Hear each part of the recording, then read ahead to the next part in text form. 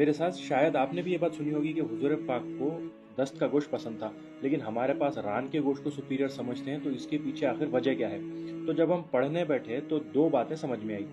दूसरी बात पहले बताऊंगा वो ये है कि हुजूर पाक को पसंद इसलिए था क्योंकि दस्त का गोश्त काफ़ी सॉफ्ट एंड टेंडर होता है and it is easily digestible, मतलब वो आपके स्टमक के ऊपर काफ़ी लाइट होता है। अब सबसे इंपॉर्टेंट बात आप यहाँ पर गौर फरमाइए, रान का गोश्त इसीलिए पसंद था क्योंकि वो दूसरी गंदगी से दूर है, मतलब इंटेस्टाइनल वेस्ट और हराम ऑर्गन से दूर। अब ऐसी बात नहीं है कि रान जबकि ये गंदगी से करीब है इसका मतलब वो नाजायज़, बल्कि सारा का सारा गोश्त जायज़ ही है।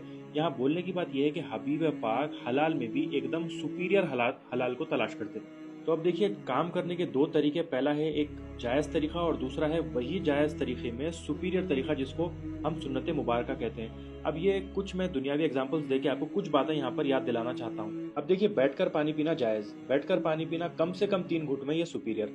किसी और की गाड़ी लेना काम के लिए फिर उसको सही सलामत लौटा देना, ये जायज़।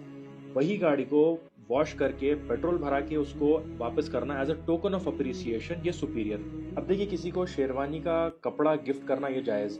उसी बंदे के मेजरमेंट्स लेके उसको शेरवानी सिलवा कर देना, ये काम सुपीरियर। अभी देखिए, धुले हुए ग्लास को उल्टा रखना, ये जायज़। उसी ग्लास को थोड़ा सा टिल्ट करके रखना ताकि उसमें स्मेल ना हो जाए, ये काम सुपीरियर। तो जैसे आपने देखा कि रोज़मर्रा के कामों में भी हर काम करने का एक सही तरीका मौजूद है और उसी काम का एक सुपीरियर तरीका मौजूद है जिसको हम सुन्नत मुबारका कहते हैं, या फिर एक्सेप्शनल डिसिप्लिन ऑफ लाइफ। तो मैं उम्मीद करता हूँ कि आप लोग हर काम में एक सुपीरियर